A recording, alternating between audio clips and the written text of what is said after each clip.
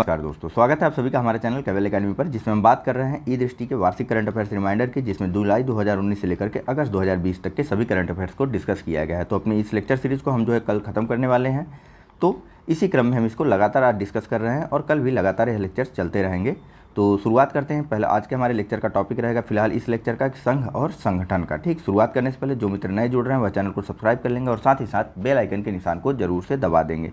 चलिए, पहला क्वेश्चन है कि 30 जुलाई 2020 को भारतीय प्रतिस्पर्धा आयोग CCI, ठीक, कंपटीशन कमीशन ऑफ इंडिया, ई नहीं आई होगा, ठीक है, कंपटीशन कमीशन ऑफ इंडिया ने अडानी पावर लिमिटेड द्वारा Odisha power generation corporation limited की कुल इक्विटी शेयर पूंजी में कितने प्रतिशत प्रस्तावित अधिग्रहण को अपनी मंजूरी दी? तो यह है 49%। इसे ऐसे पढ़िए कि देखिए, अडानी पावर लिमिटेड द्वारा जो है ओडिशा पावर जनरेशन कॉर्पोरेशन के 49% का अधिग्रहण किया जाएगा, जिसको अपनी मंजूरी CCI ने दे दी है 30 जुलाई 2020 को। ठीक है, ये वाला इंपॉर्टेंट है, यहाँ पे ध्यान दीजिए। दूसरे नंबर का जो भी पढ़ने जा रहा हूँ, 23 जुलाई 2020 को भारतीय प्रतिस्पर्धा आयोग CCI ने अडानी पोर्ट और किसके द्वारा कृष्णापट्टनम पोर्ट कंपनी लिमिटेड के अधिग्रहण को मंजूरी दी? तो अडानी पोर्ट और स्पेशल इकोनॉमिक जोन लिमिटेड द्वारा जो है कृष्णापट्टनम पोर्ट कंपनी लिमिटेड का अधिग्रहण किया जाएगा, जिसको अपनी मंजूरी CCI ने दे दी है। नेक्स्ट, 10 जुलाई 2020 को भारतीय प्रतिस्पर्धा आयोग CCI ने प्रतिस्पर्धा अधिनियम 2002 की किस धारा के तहत, यहाँ से थोड़ा उल्टा लिखा हुआ है, देखिए, कुबोटा कॉर्पोरेशन द्वारा स्कार्ट लिमिटेड में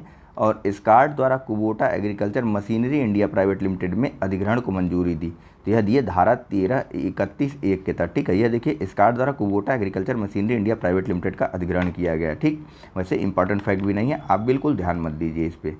नेक्स्ट, 8 जुलाई 2020 को भारतीय प्रतिस्पर्धा आयोग CCI ने इरोस इंटरनेशनल इरोस PLC एवं STX फिल्म वर्क्स इंक में किस कंपनी के प्रस्तावित संयोजन को मंजूरी दी? तो मार्को एलायंस लिमिटेड, इस कंपनी के मार्को एलायंस लिमिटेड को जो है अपनी मंजूरी दी गई CCI के द्वारा। ठीक, चलिए नेक्स्ट बात करते हैं। मत याद रखिएगा भाई, इसीलिए थोड़ा इधर उधर होता है, ये सब बहुत मतलब जरा से भी मतलब वाले फैक्ट नहीं है। ठीक है, चलिए, 8 जुलाई 2020 को केंद्रीय मंत्रिमंडल डिस्कस इसलिए कर दिया जाता है क्योंकि बुक में दिया है, आपको लगेगा कि अरे ये तो छोड़ छोड़ के पढ़ा रहे हैं और आप चले जाएंगे, फिर से कहेंगे कि नहीं हमको यहाँ से पढ़ना ही नहीं, इस वजह से डिस्कस कर दिया जा रहा है। लेकिन इंपॉर्टेंट फैक्ट बिल्कुल भी नहीं है, आप तैयारी कर रहे हैं, आपको बहुत अच्छे से पता है।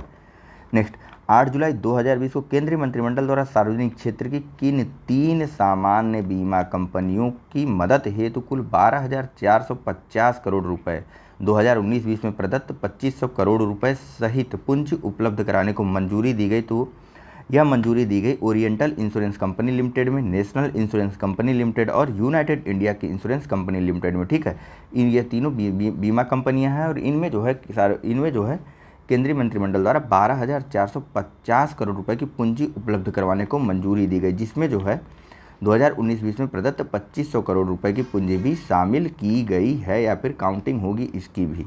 नेक्स्ट, इंपॉर्टेंट फैक्ट है, बहुत याद रखिएगा। ठीक है, सीधे सीधे बीमा कंपनियों का नाम भी पूछा जा सकता है, कितने निवेश को मंजूरी दी गई यह भी पूछा जा सकता है। नेक्स्ट, वैश्विक निवेश फर्म KKR एंड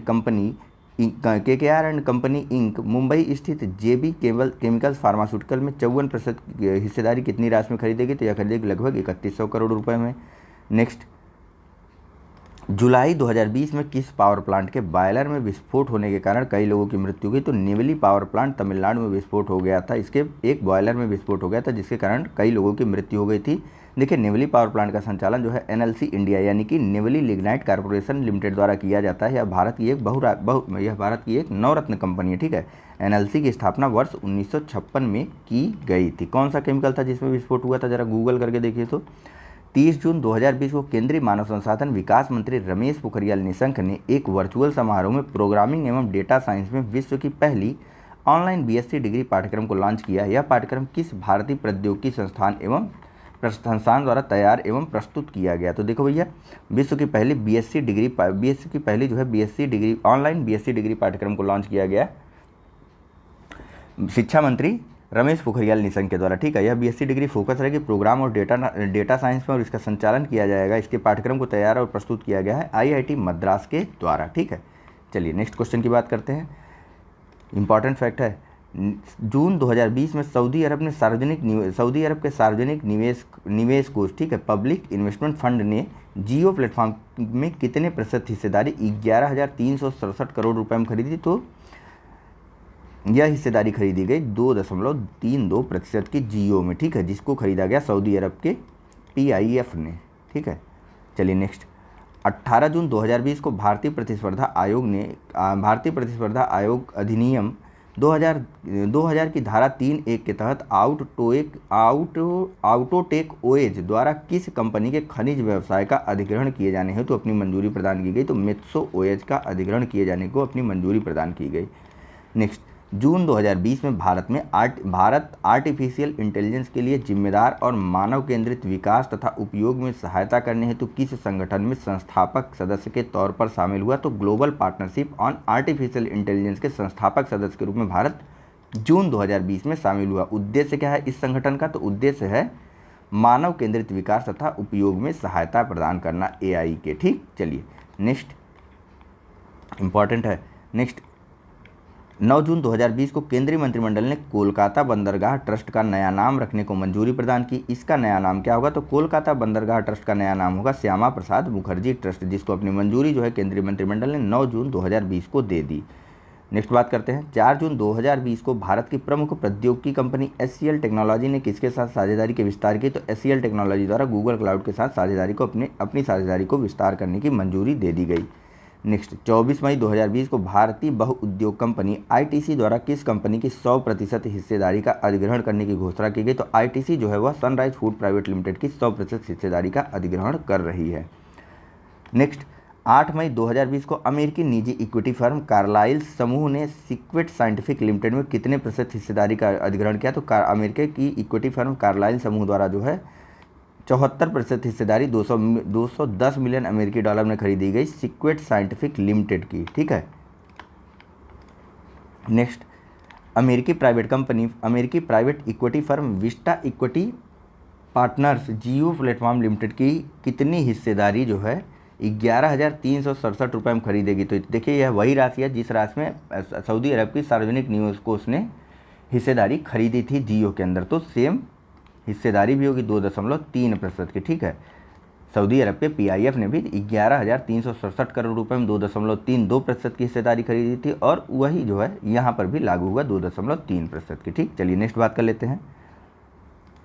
मई 2020 में अमेरिकी निजी इक्विटी कंपनी सिल्वर लेक के भागीदारों ने किस कंपनी की 1.15% हिस्सेदारी 750 मिलियन डॉलर में खरीदी? तो जियो प्लेटफॉर्म की हिस्सेदारी खरीदी गई सिल्वर लेक के भागीदारों द्वारा 1.15% की, जिसकी कीमत थी 750 मिलियन डॉलर। नेक्स्ट, 30 अप्रैल 2020 को भारतीय प्रतिस्पर्धा आयोग यानी कि CCI ने प्रतिस्पर्धा अधिनियम यानी कि कंपटीशन एक्ट 2000 की धारा के सेक्शन 31(1) के तहत BP ग्लोबल इन्वेस्टमेंट लिमिटेड यानी कि BP ग्लोबल और किस कंपनी के बीच प्रस्तावित एकीकरण को मंजूरी दी? तो BP ग्लोबल और रिलायंस BP मोबिलिटी लिमिटेड के प्रस्तावित एकीकरण को अपनी मंजूरी दी गई CCI के द्वारा, ठीक। नेक्स्ट, अप्रैल 2020 में कोयला मंत्रालय के अंतर्गत आने वाले किस नवरत्न सार्वजनिक उद्यम ने पहली बार कोयले का उत्पादन शुरू किया? तो NLC इंडिया लिमिटेड ने पहली बार कोयले का उत्पादन शुरू किया। यह एक नवरत्न कंपनी है कोयला मंत्रालय के अंतर्गत।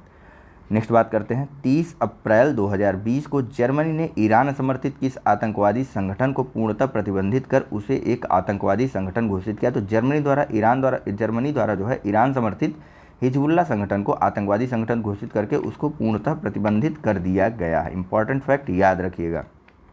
नेक्स्ट, अप्रैल 2020 में आवास विकास वित्त निगम लिमिटेड यानी कि HDFC ने गिरवी रखे गए शेयरों में निवेश करके किस कंपनी में 6.43% की हिस्सेदारी खरीदी? तो HDFC द्वारा जो है रिलायंस कैपिटल की 6.43% की हिस्सेदारी को खरीदा गया।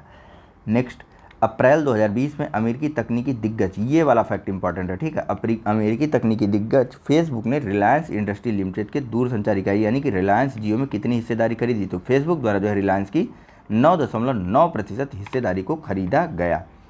चलिए नेक्स्ट बात करते हैं।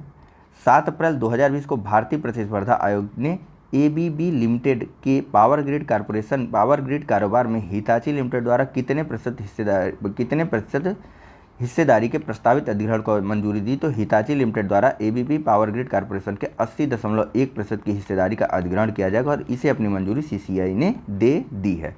नेक्स्ट, 1 अप्रैल 2020 को भारतीय प्रतिस्पर्धा आयोग यानी कि सीसीआई ने भारत में सौर ऊर्जा के माध्यम से बिजली उत्पादन के कारोबार में अडानी ग्रीन एनर्जी लिमिटेड और किसके बीच संयुक्त उद्यम के गठन को मंजूरी दी? तो अडानी ग्रीन एनर्जी लिमिटेड और टोटल एस ए के बीच जो है एक संयुक्त उद्यम गठित किया जाएगा, के द्वारा जो है एक संयुक्त उद्यम का गठन किया जाएगा, जिसके माध्यम से भारत में सौर ऊर्जा के माध्यम से बिजली का उत्पादन किया जाएगा। और इस संयुक्त उद्यम को मंजूरी दे दी है, संयुक्त उद्यम के गठन को अपनी मंजूरी दे दी है सीसीआई ने। चलिए नेक्स्ट, 11 मार्च 2020 को भारतीय प्रतिस्पर्धा आयोग ने प्रतिस्पर्धा अधिनियम 2002 की किस धारा के तहत के रहेजा कार्प ग्रुप द्वारा माइंड स्पेस रीट की स्थापना करने और रीट द्वारा लक्षित निकायों में हिस्सेदारी बेचने वाले शेयरधारकों की विशिष्ट इक्विटी अंशभागिता के अधिग्रहण से संबंधित प्रस्ताव के संयोजन को मंजूरी दे दी? धारा 31(1) मत याद रखना भैया। नेक्स्ट, 11 मार्च 2020 को भारतीय प्रतिस्पर्धा सीसीआई ने जो है ग्रीनको मॉरिशस को किस ऊर्जा कंपनी के अधिग्रहण को अपनी मंजूरी दी? तो ग्रीनको मॉरिशस जो है वह भारत की तीस्ता ऊर्जा निगम तीस्ता ऊर्जा लिमिटेड को अधिग्रहित करेगी। इसको अपनी मंजूरी सीसीआई के द्वारा 11 मार्च 2020 को दे दी गई। इंपॉर्टेंट है, याद रखिएगा। देखिए, ग्रीन मास्को द्वारा प्रस्तावित संयोजन तीस्ता लिमिटेड की चुकता इक्विटी पूंजी कुल कितना अधिग्रहण कर रही है? तो कुल कितना अधिग्रहण किया जा रहा है ग्रीनको मॉरिशस के द्वारा तीस्ता ऊर्जा लिमिटेड का? तो यह किया जा रहा है 35% हिस्सेदारी का अधिग्रहण किया जा रहा है। ठीक है, चलिए नेक्स्ट, 5 फरवरी 2020 को प्रधानमंत्री नरेंद्र मोदी ने अयोध्या में भव्य राम मंदिर की निगरानी होती एक ट्रस्ट की घोषणा की। इस ट्रस्ट का नाम क्या होगा? तो ट्रस्ट का नाम है श्री राम जन्मभूमि तीर्थ क्षेत्र ट्रस्ट। ठीक है, इंपॉर्टेंट है, याद रखिएगा। डेट किसने किया, ट्रस्ट का नाम।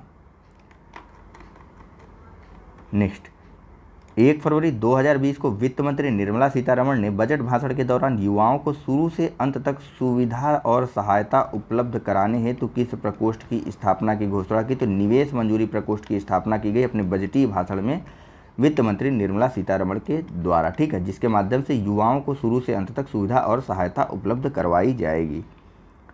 नेक्स्ट, जनवरी 2020 में क्लाउड समाधान के लिए किस कंपनी ने BFSI डिजिटल इनोवेशन अवार्ड जीता? तो BFSI डिजिटल इनोवेशन अवार्ड जीता बजाज हाउसिंग फाइनेंस लिमिटेड के द्वारा। ठीक है, क्लाउड समाधान के लिए। नेक्स्ट, 22 जनवरी 2020 को आर्थिक मामलों पर मंत्रिमंडलीय समिति द्वारा रसायन एवं पेट्रो रसायन विभाग के अधीनस्थ किस केंद्रीय क्षेत्र के सार्वजनिक उद्यम को बंद करने का फैसला लिया गया है? तो अब हिंदुस्तान फ्लोरोकार्बन लिमिटेड को बंद कर दिया जाएगा। ऐसा फैसला CCEA के माध्यम से 22 जनवरी 2020 को लिया गया। यह विभाग जो है या फिर यह उद्योग जो है रसायन एवं पेट्रो रसायन विभाग के अधीनस्थ कार्य करता था। नेक्स्ट, HFL भी आप याद रख सकते हैं। ठीक है, नेक्स्ट, जनवरी 2020 में अडानी समूह की गैर बैंकिंग वित्तीय कंपनी NBFC, ठीक, यह गैर बैंकिंग वित्तीय कंपनी का नाम नहीं है। ठीक है, अडानी के ग्रुप की गैर बैंकिंग वित्तीय company Adani capital private limited यह नाम है। ठीक है, अडानी कैपिटल प्राइवेट लिमिटेड ने किस कंपनी के MSME ऋण व्यवसाय का अधिग्रहण किया? तो MSME Adani capital private limited द्वारा जो है SL फाइनेंस कंपनी के MSME ऋण व्यवसाय का अधिग्रहण कर लिया गया। नेक्स्ट, 20 जनवरी 2020 को भारतीय प्रतिस्पर्धा आयोग ने प्रतिस्पर्धा अधिनियम 2002 की धारा 31(a) के तहत BFI Jarvis India PTI Limited Jarvis, ठीक, British Columbia Investment Management Corporation BCI, Anahera Investment PTI Limited Anahera और Wailkari Investment PTI Limited Wailkari की किसकी यूनिटों को खरीदने की मंजूरी दी? तो यह सभी कंपनियां जो हैं टाटा इंफ्रास्ट्रक्चर ट्रस्ट यानी कि इनविट की यूनिटें खरीदेंगी। ठीक, चलिए नेक्स्ट बात करते हैं। जनवरी 2020 में फ्लिपकार्ट के सह संस्थापक और पूर्व CEO सचिन बंसल ने महाराष्ट्र के वधावन ग्रुप कैपिटल से लगभग 100 करोड़ रुपए में किस कंपनी का अधिग्रहण किया? तो दीवान हाउसिंग फाइनेंस कॉर्पोरेशन लिमिटेड यानी कि DHFL का अधिग्रहण किया गया है फ्लिपकार्ट के सह संस्थापक और पूर्व CEO सचिन बंसल के द्वारा। ठीक है, चलिए नेक्स्ट बात कर लेते हैं। जनवरी 2020 में ROC स्टार इन्वेस्टमेंट ट्रस्ट ने स्नोड्राफ्ट कैपिटल PTI लिमिटेड से किस कंपनी के इक्विटी शेयर पूंजी का अधिग्रहण किया? तो Star Health and Alliance Insurance Company Limited के पूंजियों का अधिग्रहण किया गया है ROC स्टार इन्वेस्टमेंट ट्रस्ट के द्वारा। ठीक है, चलिए नेक्स्ट बात कर लेते हैं। इंपॉर्टेंट नहीं है यह सब। ठीक है, नेक्स्ट देख लेते हैं, एक सेकेंड। 24 दिसंबर 2000, वो सब आ जाता है ना, बड़ा ख़राब लगता है, इधर नीला नीला हो जाएगा, ऊपर से वो ढक जाएगा। चलिए, 24 दिसंबर 2020 को आर्थिक मामलों पर मंत्रिमंडलीय समिति द्वारा रसायन एवं पेट्रो रसायन विभाग की असम गैस क्रैकर परियोजना SGCP को लागू करते हुए किस केंद्रीय सार्वजनिक क्षेत्र के उपक्रम के प्रशासनिक नियंत्रण को हस्तांतरित करने को अपनी मंजूरी प्रदान की गई? तो Brahmaputra cracker and polymer limited के प्रशासनिक नियंत्रण को हस्तांतरित कर दिया गया असम गैस क्रैकर परियोजना को लागू करने के लिए या फिर लागू करते हुए। ठीक, चलिए नेक्स्ट। 18 दिसंबर 2019 को पतंजलि आयुर्वेद ने कर्ज में डूबी सोया फूड ब्रांड न्यूट्रेला बनाने वाली रुचि सोया कंपनी का अधिग्रहण पूरा किया। रुचि सोया कंपनी को कितनी राशि में अधिग्रहित किया गया? तो यह किया गया 4,350 करोड़ रुपए की राशि में पतंजलि आयुर्वेद के द्वारा।